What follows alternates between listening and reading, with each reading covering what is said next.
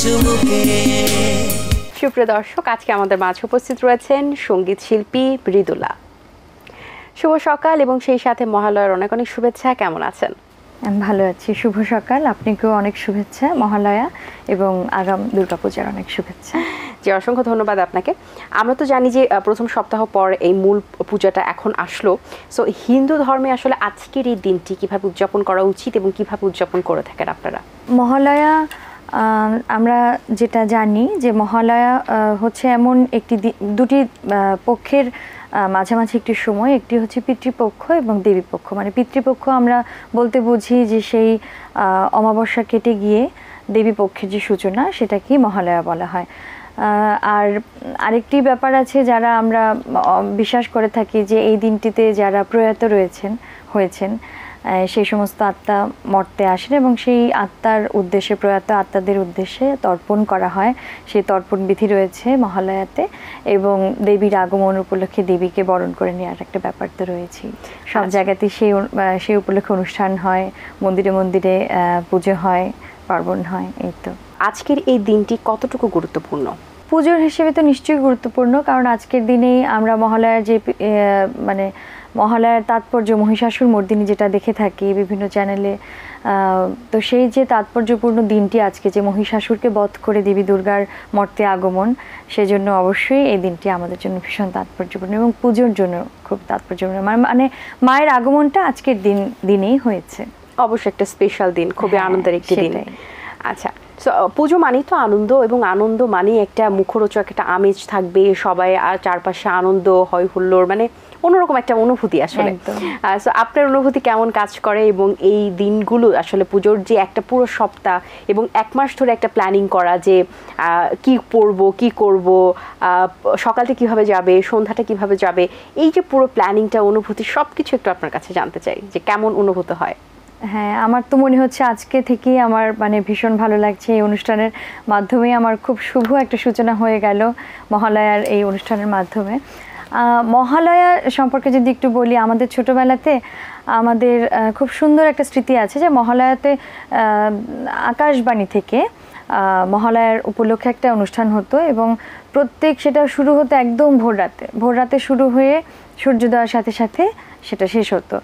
সেই মহালয়া উপলক্ষে আবৃত্তি হতো, গান হতো, বিভিন্ন গীতিনাট্য হতো, এবং এখন যেটা আমরা চ্যানেলেও দেখতে পাই, বিভিন্ন টিভি চ্যানেলে দেখতে পাই, সেই আমাদের পুরো পাড়ায় না একটা আবেশ। বা তখন তো রেডিও ছিল, আমার ছোটোবেলাতে আমরা দেখতাম রেডিও, সব ঘরে ঘরে রেডিওতে একদম ফুল সাউন্ডে সেই বীরেন্দ্রকৃষ্ণ ভদ্রের কণ্ঠে চণ্ডীপাঠ ভেসে আসতো, এবং আমরা সবাই বাইরে বের হয়ে যেতাম, বাচ্চা বুড়ো যারাই আছে সবাই বাইরে বের হতাম। সেই সকালের, সবসময় তো সকালটা দেখা হয় না, ভোরটা কখনো দেখা হয় না, কিন্তু শিউলি ফুল পড়ে থাকতো, মানে প্রকৃতির খুব কাছাকাছি চলে যেতাম। এবং শরতের যে সৌন্দর্য, যে শিউলি ফুলের একটা ব্যাপার, সেই উঠোনে উঠোনে শিউলি ফুল ছড়িয়ে থাকতো, এবং আমরা শুনছি, আমরা তো তখন অতটা তাৎপর্যটা বুঝতাম না, মন্ত্রের ভেতরের তাৎপর্যটা, কিন্তু একটা কিছু বাজছে যেটা সবার হৃদয়ে একই সাথে বাজছে, এবং মা দুর্গার আগমনী, ওই থেকেই ঢাকঢোল পিটিয়ে একদম মনে হচ্ছে যে সুন্দর করে পূজার একটা আবহ চলে আসছে।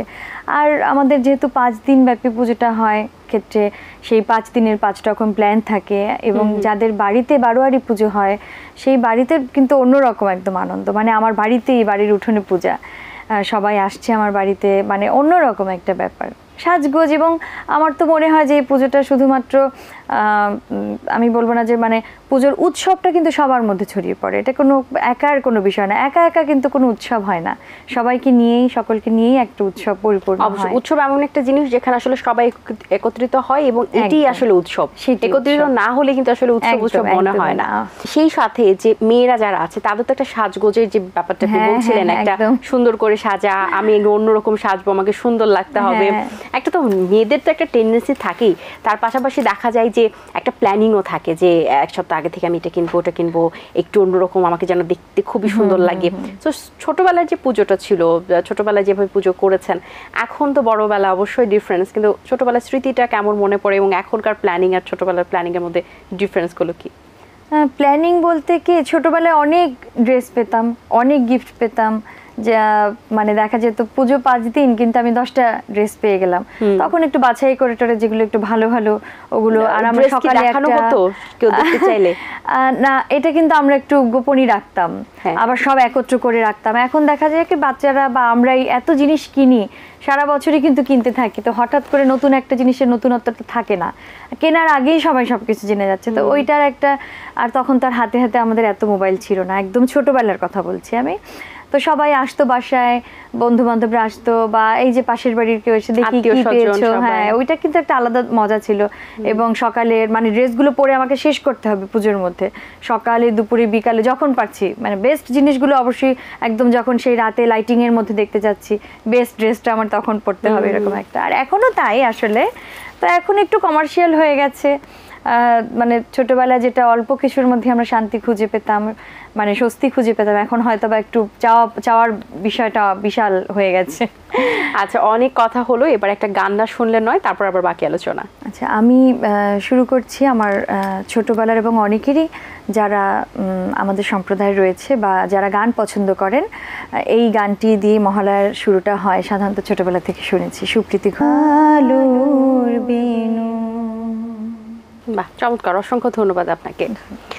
আমরা তো জানি যে শারদীয় দুর্গোৎসবের বাঙালি জাতির জন্য একটা সবচেয়ে বড় ধর্মীয় উৎসব, এবং এই উৎসবের আয়োজন তো আমরা আলোচনা করছিলাম, এটা আমরা সবাই জানি একটা খুব জমজমাট একটা আয়োজন। আসলে আপনার কাছে একটু জানতে চাই যে আসলে দুর্গা পূজা, এই দুর্গা আসলে কে, এবং দুর্গা পূজার আসলে মূল তাৎপর্যটা কি?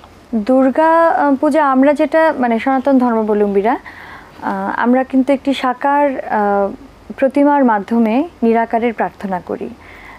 দেখা যায় আপনি যখন কাউকে মনে করবেন, আমরা চট করে কি করি, কাউকে মনে হলে কিন্তু মোবাইলে একটু ছবিটা দেখে নিই, অথবা আগে অ্যালবাম ছিল, অ্যালবাম খুলে একটু ছবিটা দেখতাম। তো মনে করা যায়, হয়তোবা ছবির মাধ্যমে মনে করলে আপনি একটু বেশি কাছাকাছি গেলেন, আমার ধারণা এটাই।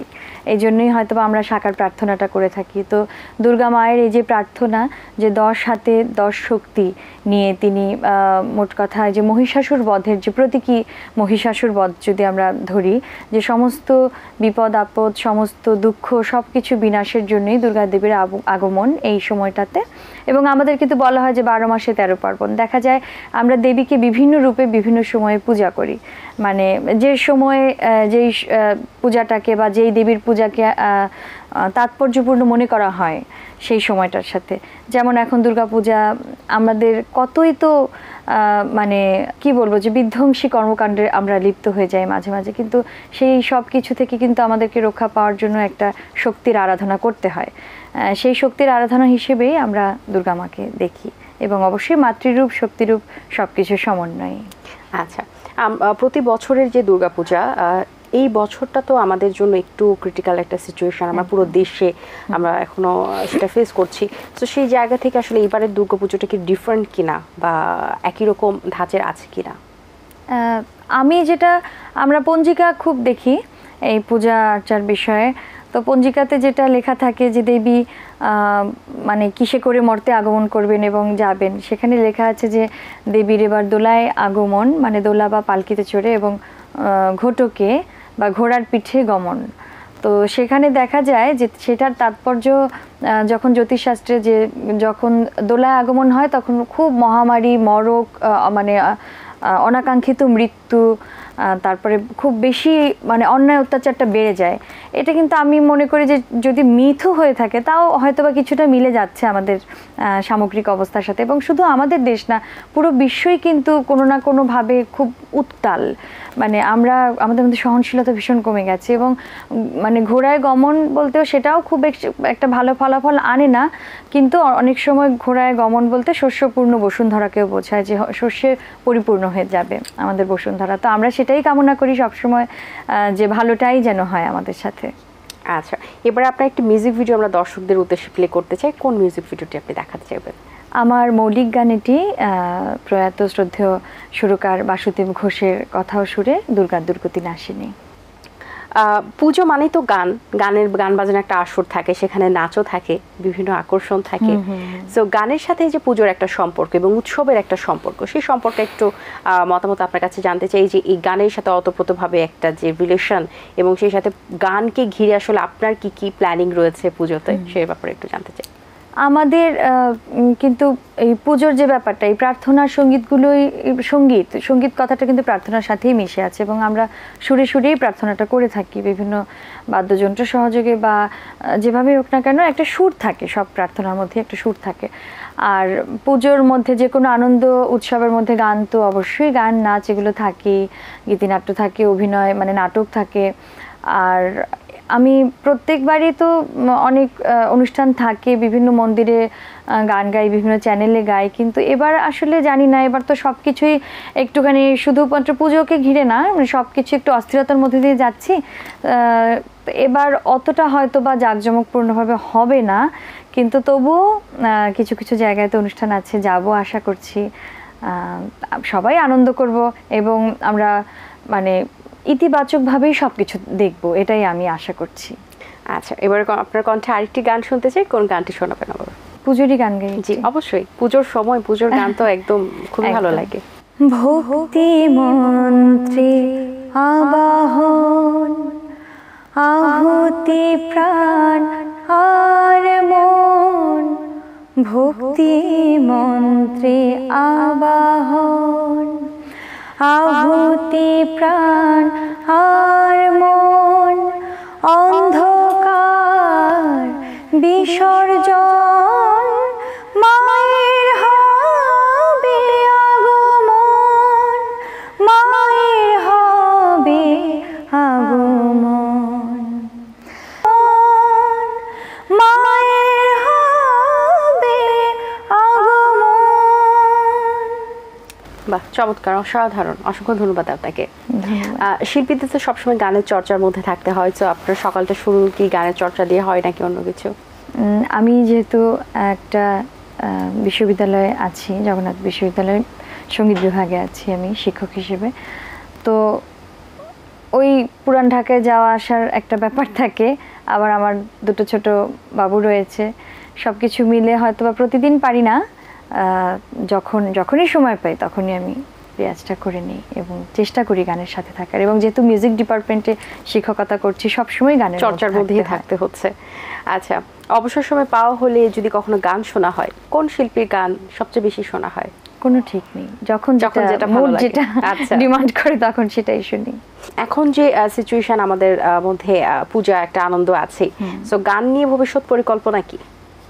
গান নিয়ে থাকবো, যেহেতু শিক্ষকতা করছি গানের উপরে, এই সঙ্গীত বিষয়ে আমার পড়াশোনা বা চর্চা সবটাই এই সঙ্গীতকে ঘিরেই, এবং সব সময় থাকছে। গান তো চিরবন্ধু, সঙ্গীত বলুন বা পড়াশোনা বলুন, আপনার যে এই জ্ঞান অর্জনটা, সেটা যে ক্ষেত্রে হোক না কেন, সেটাই আপনার সব থেকে বড় বন্ধু হয়ে থাকবে। আর সেটা যদি গান হয় তবে তো কথাই নেই আমার মতে, কারণ এর মতন প্রশান্তি আর তো কোথাও পাওয়া যায় না। অসংখ্য ধন্যবাদ আপনাকে, খুব সুন্দর কিছু গান শুনিয়েছেন, সুন্দর একটি আড্ডা হলো।